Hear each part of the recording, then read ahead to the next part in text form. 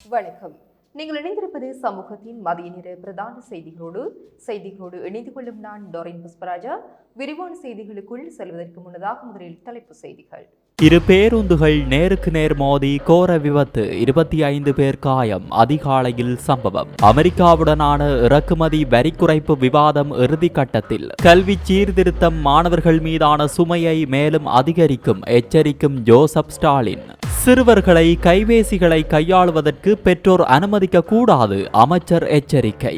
வாக்களிக்க தவறுபவர்களுக்கு இனி அபராதம், தேர்தல் ஆணைக்குழு அதிரடி. சஜித் பிரேமதாசவை எதிர்க்கட்சி தலைவர் பதவியிலிருந்து நீக்க திட்டமா, நிராகரித்த முஜிபுர். கால்வாய்க்குள் வழுக்கி விழுந்த காதலனை காப்பாற்ற முயன்ற காதலிக்கு நடந்த சோகம். கால்பந்து விளையாடிக் கொண்டிருந்த இளைஞன் உயிரிழப்பு, யாழில் பெரும் துயரம். சுன்னாகம் புடவையகத்தில் ஏற்பட்ட தீ விபத்தில் கோடிக்கணக்கான பொருட்கள் நாசம். பயணிகளின் உயிருடன் விளையாடிய பேருந்து சாரதி கைது. வரலாற்று சிறப்புமிக்க நல்லூர் கந்தசுவாமி ஆலயத்தின் வருடாந்த பெருந்திருவிழா எதிர்வரும் 29ஆம் தேதி கொடியேற்றத்துடன் ஆரம்பமாக உள்ளது.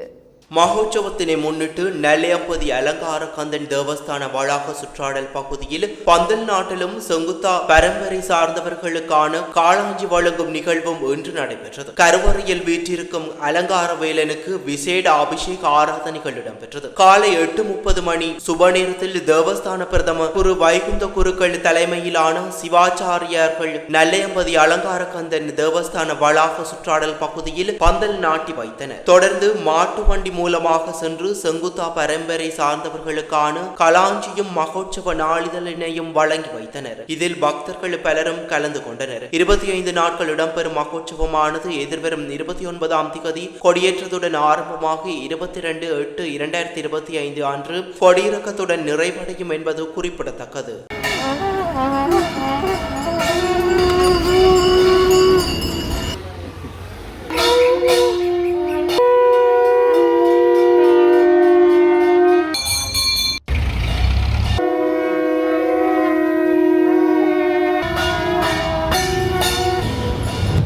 கேகாலை கலிகமுக பகுதியில் 2 பேருந்துகள் ஒன்றுடன் ஒன்று மோதி விபத்துக்குள்ளானதில் 25 பேர் காயமடைந்துள்ளனர்.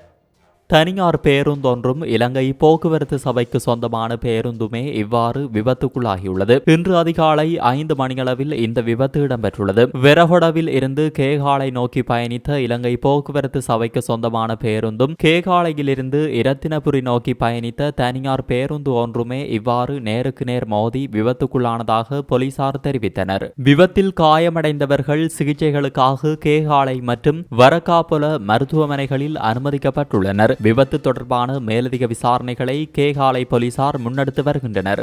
அமெரிக்காவிற்கும் இலங்கைக்கும் இடையிலான இறக்குமதி வரி குறைப்பு தொடர்பான விவாதம் இறுதிக்கட்டத்தை எட்டியுள்ளதாக தெரிவிக்கப்பட்டுள்ளது. அண்மையில் இந்த விடயம் தொடர்பில் மெய்நிகர் சந்திப்பொன்றும் நடைபெற்றது. இதன்போது விரிவான திட்டங்கள் குறித்து ஆராய்ந்ததாக தொழில் அமைச்சரும் பொருளாதார மேம்பாட்டு பிரதி அமைச்சருமான அனில் ஜெயந்த பெர்னாண்டோ தெரிவித்துள்ளார். இலங்கை தற்போது அமெரிக்காவுக்கான ஏற்றுமதி வரிகளை 30% குறைக்க முடிந்துள்ளது. அமெரிக்க பொருட்களுக்கான சுங்க வரிகளை நீக்குதல், இலங்கைக்கான இறக்குமதிகள் மற்றும் முதலீடுகளை மேலும் அதிகரிப்பதற்கான வழிகள் குறித்து இதுவரை ஆராயப்பட்டுள்ளதாக அமைச்சர் குறிப்பிட்டார்.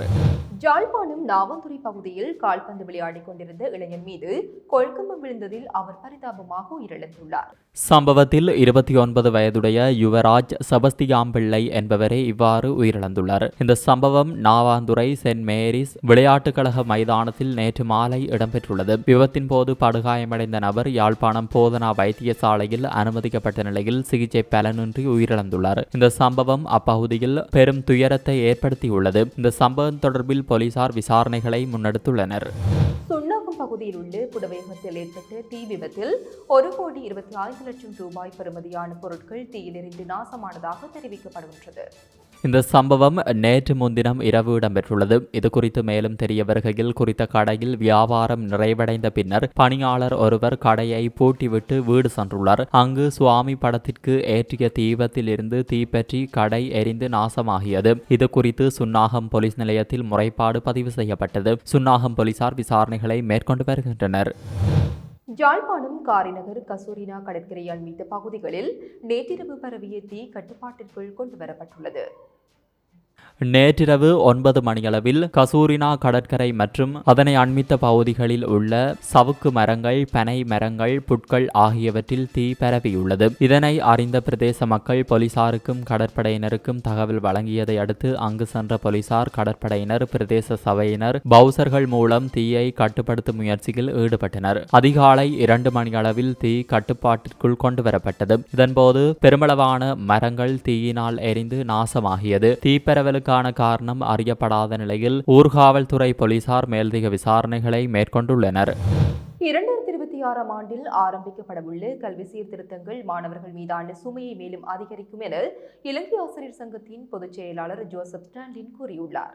தற்போதைய கல்வி முறை மாணவர்களுக்கு மிகவும் சுமையாகியுள்ளமையினால் அனைத்து கல்விசார் தொழிற்சங்கங்களும் தொடர்ந்து சீர்திருத்தங்களுக்கு அழைப்பு விடுத்து வருகின்றன. எனினும் உண்மையான மாற்றத்திற்கு பதிலாக அரசாங்கம் பழைய கொள்கைகளை மீண்டும் தொகுத்து புதிய சீர்திருத்தங்களாக முன்வைப்பதாக அவர் சுட்டிக்காட்டியுள்ளார். இந்த நிலையில் மாற்றங்களை செயல்படுத்துவதற்கு முன்னர் கல்வி நிபுணர்கள் மற்றும் ஆசிரியர் சங்கங்கள் போன்ற தொடர்புடைய பங்குதாரர்களுடன் கலந்து ஆலோசிக்க அரசாங்கம் தவறியுள்ளதாக அவர் கூறியுள்ளார். பாடசாலை நேரத்தை மதியம் 1:30 முதல் மதியம் 2 மணி வரை நீடிக்கும் தீர்மானம் எந்தவித ஆலோசனையும் இல்லாமல் எடுக்கப்பட்டுள்ளது என ஜோசப் ஸ்டாலின் தெரிவித்துள்ளார். பிரதான அனுசரணை வழங்குவோர் விடி கேஷ் அண்ட் கேரி மற்றும் விடி சூப்பர் ஸ்டோரின் ஓன் பிராண்டான கல்யாணி அன்னபூரணி பிராண்டின் சகலவிதமான பொருட்கள் மற்றும் இலங்கை இந்திய காய்கறிகள், பழ வகைகள், சிறு தானியங்கள், எண்ணெய் வகைகள், பூஜை பொருட்கள், அன்றாட வாழ்விற்கு தேவையான அனைத்து விதமான பொருட்களையும் ஒரே இடத்தில் பெற்றுக்கொள்ள இன்றைய நாடுங்கள். விடி கேஷ் அண்ட் கேரி மற்றும் விடி சூப்பர் ஸ்டோர், பாரிஸ் லாச்சப்பல். 6 வயதுக்கு உட்பட்ட சிறுவர்களை கைபேசிகளை கையாளுவதற்கு பெற்றோர் அனுமதிக்க கூடாது என மகளிர் மற்றும் சிறுவர் விவகார அமைச்சர் சரோஜா சாவித்ரி போல்ராஜ் தெரிவித்தார். விகார மகாதேவி பூங்காவில் நேற்று நடைபெற்ற தேசிய முன்பிள்ளை பருவ பராமரிப்பு மற்றும் அபிவிருத்தி வாரத்தின் இறுதி நாளில் அவர் இந்த கருத்துக்களை தெரிவித்தார். கைபேசி பயன்பாடு இளம் பராயத்தினர் மீது ஏற்படுத்தும் எதிர்மறையான தாக்கத்தை அவர் இதன்போது எடுத்துரைத்தார். அத்துடன் ஆரம்ப வயதுகளில் திரை செயல்பாட்டை விட செயலில் கற்றல், சமூக தொடர்பு மற்றும் விளையாட்டில் அதிக கவனம் செலுத்த வேண்டும் என்றும் அமைச்சர் சரோஜா சாவித்ரி போல்ராஜ் வலியுறுத்தியுள்ளார். இதேவேளை இந்த நிகழ்வில் சிறுவர்களின் திறமைகள் மற்றும் செயல்பாடுகள் காட்சிப்படுத்தப்பட்டன. எதிர்வரும் 3 அல்லது 4 ஆண்டுகளுக்குள் நாட்டில் எந்தவிதமான தேர்தலும் நடத்தப்பட மாட்டாது என தேர்தல் ஆணையாளர் நாயகம் சமஸ்ரீ ரத்நாயக்க தெரிவித்துள்ளார். குருநாகலில் நடைபெற்ற நிகழ்வொன்றில் கலந்து கொண்டு உரையாற்றிய அவர் இதனை தெரிவித்துள்ளார். எதிர்கால தேர்தல்களில் வாக்காளர்களுக்கான வாக்களிப்பு கட்டாயமாக்கப்படும். வாக்களிக்க தவறுபவர்களுக்கு அபராதம் விதிக்க திட்டமிடப்பட்டுள்ளதாக அவர் தெரிவித்துள்ளார். ஒவ்வொரு தேர்தல்களுக்கும் செலவாகும் பெரும் நிதியை கருத்தில் கொண்டு தேர்தல்களில் அதிகபட்ச பலனை பெறும் நோக்குடன் சில முக்கிய மாற்றங்களை மேற்கொள்வதற்கு நடவடிக்கை எடுக்கப்பட உள்ளது. மேலும் எதிர்காலத்தில் தேர்தல்களுக்கு மனு தாக்கல் செய்யும் போது செலுத்த வேண்டிய கட்டுப்பணத் தொகையை உயர்த்தும் வாய்ப்பும் இருப்பதாக தெரிவித்தார். நாட்டில் எதிர்கால தேர்தல்களுக்காக புதிய சட்டங்களை உருவாக்குவது மிக அவசியம் என்றும் தற்போதைய அரசாங்கம் 3/2 பெரும்பான்மையை கொண்டுள்ளதால் அவை எளிதில் நிறைவேற்ற முடியும் எனவும் அவர் இதன்போது சுட்டிக்காட்டியுள்ளார். எதிர்க்கட்சித் தலைவர் சஜித் பிரேமதாசவை மாற்றுவதற்கான உள் நடவடிக்கை குறித்த வதந்திகளை நாடாளுமன்ற உறுப்பினர் முஜிபுர் ரஹ்மான் நிராகரித்துள்ளார். ஊடக சந்திப்பில் அவர் மேலும் தெரிவிக்கையில், சஜித் பிரேமதாசவை எதிர்க்கட்சி தலைவர் பதவியிலிருந்து நீக்குவது குறித்து கட்சிக்குள் எந்த கலந்துரையாடலும் நடக்கவில்லை. கட்சியையும் அதன் தலைவரையும் அரசியல் ரீதியாக பலவீனப்படுத்த திட்டமிட்ட சதித்திட்டம் இருப்பதாக அவர் குறிப்பிட்டுள்ளார். இந்த கூறுகள் அரசாங்கத்தின் மறைமுக ஆதரவுடன் செயல்படுவதாக தெரிகிறது. தயாசிரி ஒரு திறமையான மற்றும் அனுபவம் வாய்ந்த அரசியல்வாதி. அவரை போன்றவர்கள் கட்சிக்குள் வருவது கட்சியை பலப்படுத்தும் என்றும் முஜிபுர் ரஹ்மான் தெரிவித்துள்ளார். மகியங்கனி போலீஸ் பிரிவில் 17வது கழிவு பகுதியில் வியன்னா கால்வாயினுள் வழுக்கி விழுந்த காதலனை காப்பாற்ற சென்ற காதலி நீரில் மூழ்கி காணாமல் போயுள்ளார்.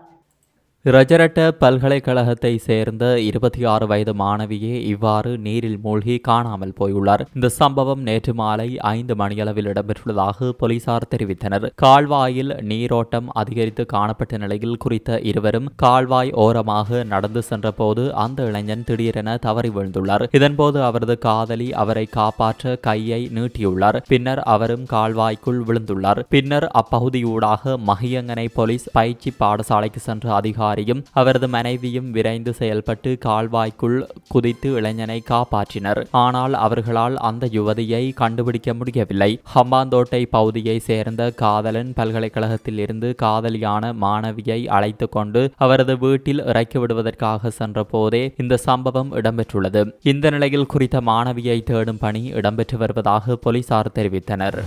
மன்னார் விடத்தீவு கிராமத்தை சேர்ந்து அணியன் என்ற இளைஞர் ஐரோப்பாவில் விமான உரிமத்தை பெற்றுள்ளார்.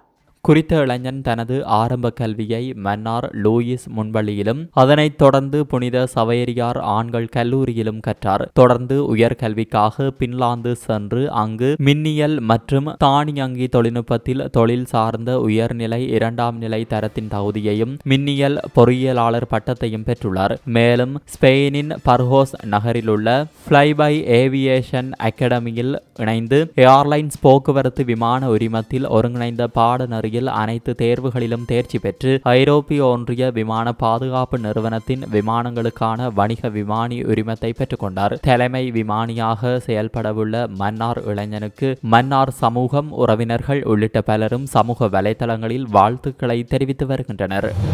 ஆஸ்திரிய அணுநாயக்க தேரர்களில் ஒருவரான வணக்கத்திற்குரிய ஆனமிடுவு தம்மதசி தேரர் காலமானார். அவர் தனது 67வது வயதில் காலமாகியுள்ளார். மாரடைப்பு காரணமாக தனியார் வைத்தியசாலை ஒன்றில் அனுமதிக்கப்பட்டு சிகிச்சை பெற்று வந்த நிலையில் நேற்றிரவு தேரர் காலமானதாக தெரிவிக்கப்படுகிறது. நாவலப்பட்டி வரகாவு பகுதியில் உள்ள ரயில் கடவை மூடப்பட்டிருந்த நிலையில் ஆபத்தை கருத்தில் கொள்ளாது அதனூடாக பேருந்தை செலுத்திய சாரதி ஒருவர் கைது செய்யப்பட்டுள்ளார். கினிகத்தேனை லக்ஷபான பகுதியிலிருந்து கண்டி நோக்கி பயணிக்கும் தனியார் பேருந்தின் சாரதியே கைதாகியுள்ளார். குறித்த பேருந்து நாவலப்பிட்டி வரகாவ ரயில் கடவைக்கு அருகில் பயணித்த போது ரயில் பாதுகாப்பு கடவை மூடப்பட்டிருந்தது. இருப்பினும் பேருந்து சாரதி வலது பக்கமாக திருப்பி எதிர் திசையிலிருந்து வாகனங்கள் பயணிக்கும் பாதையின் சிறிய இடைவெளி ஊடாக பேருந்தை செலுத்தியுள்ளார். குறித்த வழியாக பேருந்து சென்ற சிறிது நேரத்தில் கண்டியிலிருந்து நாவலப்பிட்டிக்கு ரயில் சென்றுள்ளது. சம்பவம் தொடர்பாக ரயில் நிலைய காவலர் நாவலப்பிட்டி போலீசாருக்கு அளித்த முறைப்பாட்டின் அடிப்படையில் பேருந்தின் சாரதி கைது செய்யப்பட்டு பின்னர் பிணையில் செல்ல அனுமதிக்கப்பட்டுள்ளார். இத்துடன் சமூகத்தின் மதிய நேர பிரதான செய்திகள் நிறைவு பெறுகின்றன. தொடர்ந்தும் சமூகத்தோடு இணைந்திருங்கள். இது போன்ற செய்திகளை தெரிந்து கொள்ள சமூகம் நியூஸ் சேனலை சப்ஸ்கிரைப் செய்து அருகில் உள்ள பெல் பட்டனை கிளிக் செய்யுங்கள். மேலும் இது போன்ற செய்திகளை உடனுக்குடன் தெரிந்து கொள்ள சமூகமீடியா.com என்ற இணையதளத்தின் வாயிலாகவும் எங்களுடன் இணைந்திருங்கள்.